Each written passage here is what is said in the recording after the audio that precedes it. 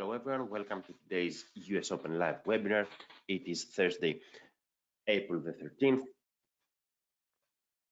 10 minutes before Wall Street opens. I'm your host, Nikos Zavouras, Senior Market Specialist at FXCM.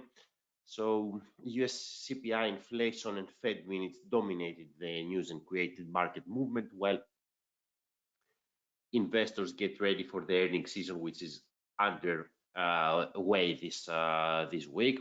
These are some of the things we will be talking about today. Before we begin, as always, please read carefully through the disclaimers and the risk warnings, and then we will get started.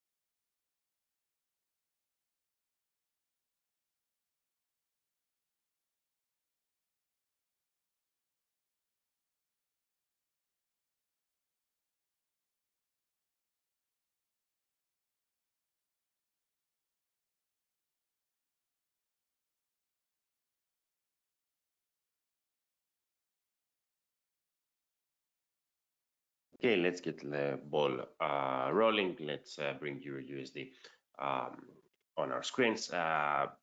Before we get into the US data and the FOMC accounts, let's get a few other things out of the way first. The Bank of Canada had become the first major central bank to pause its tightening cycle last month, and today it kept them at unchanged again at 4.5%, but remains prepared to raise the policy rate further if needed in order to return inflation back to the 2% target. Earlier today, its Australian counterpart, actually not earlier today, this month, its Australian counterpart followed suit and paused its rate hike cycle, but did not close the door to more tightening. And today's strong jobs data from Australia may actually put more pressure to the central bank to may put renewed pressure to the central bank to do more on the tightening front.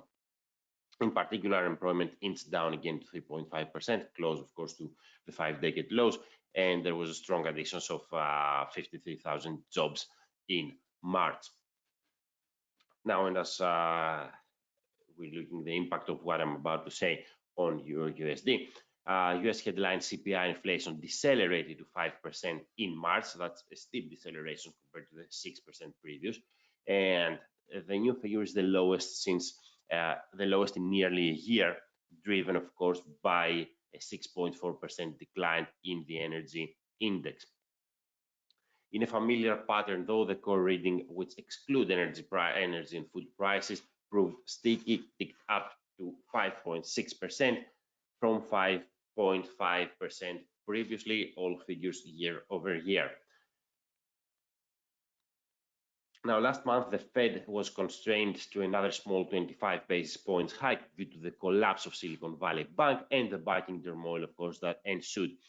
The accounts of that meeting were released yesterday and showed that several participants considered keeping rates unchanged due to these events. So an even more conservative approach and a pause was discussed, which because these events would likely lead to tighter credit conditions and weigh on inflation. However, what was most interesting for me is the fact that Fed staff now projects a mild recession later in this year due to these developments, and the word recession is there on those accounts. So that's quite a significant point there. Now, Euro USD rallied on Wednesday after the soft US headline CPI that we discussed, and extends its gains today, setting new 2023 highs and heading towards its 7th straight profitable week. You can see the rise on the chart. It extends its gains right now, new 2023 highs, and trying to take out the 1.1067 resistance.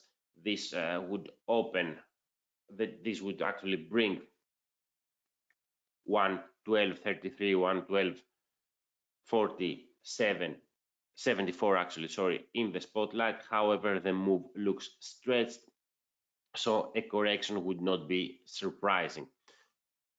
And we need to remember that the previous 2023 highs over here in early February actually led to a decline of around 400 pips and back below the exponential moving average.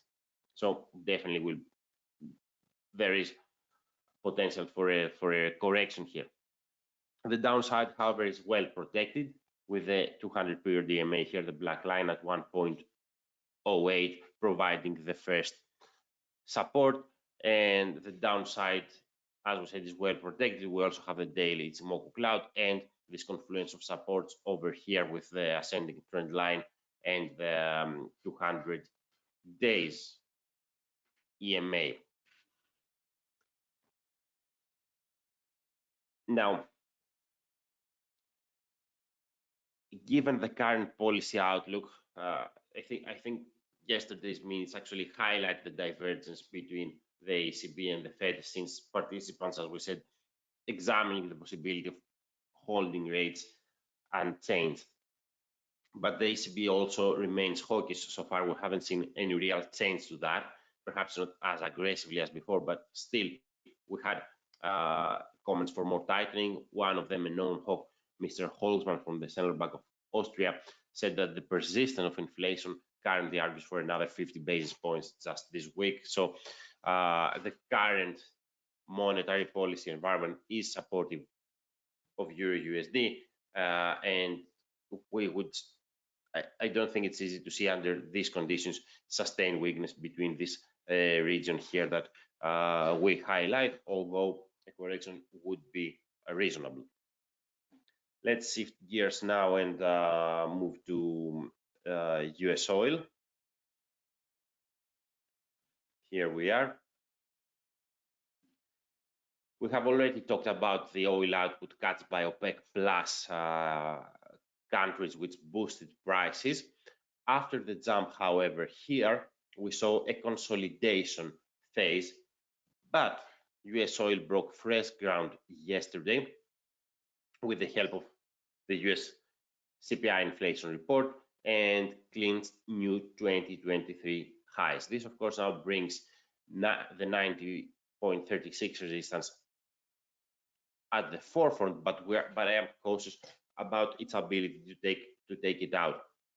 The relative strength index did not follow higher. We can see this divergence here, which may actually lead US oil lower. The downside again is well protected. You can see how there is a confluence of supports again here at let's say around 76.50 to 75.50, and does not look easy to have a decline below that level at this stage.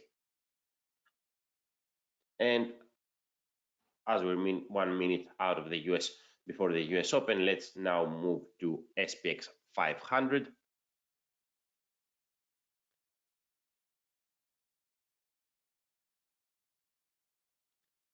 So that was an interesting movement yesterday.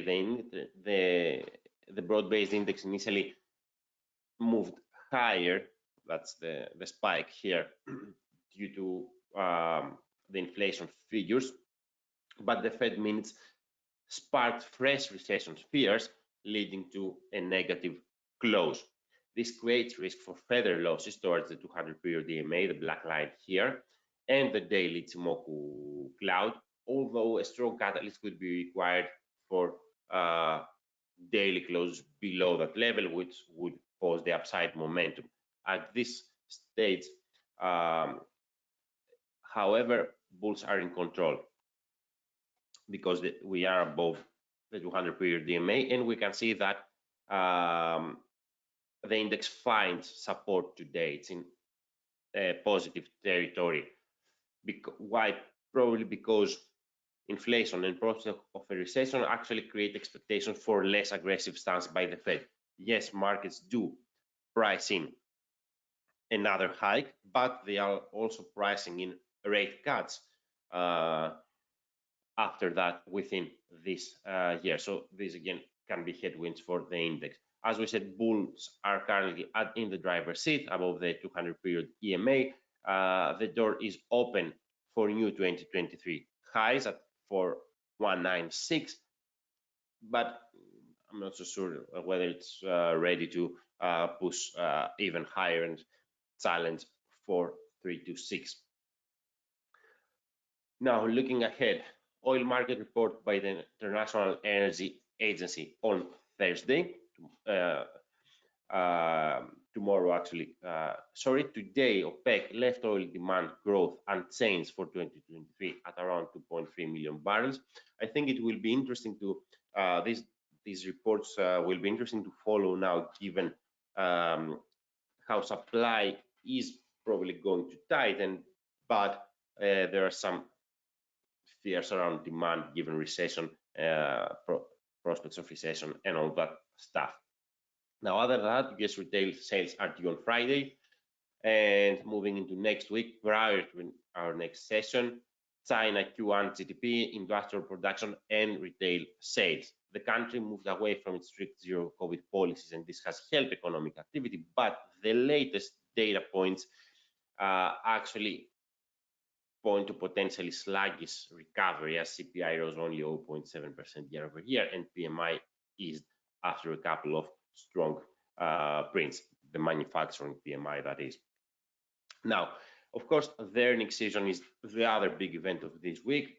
It is here, it has started. Delta Airlines offers strong guidance for the June quarter and posted solid results for the first quarter, despite a net loss of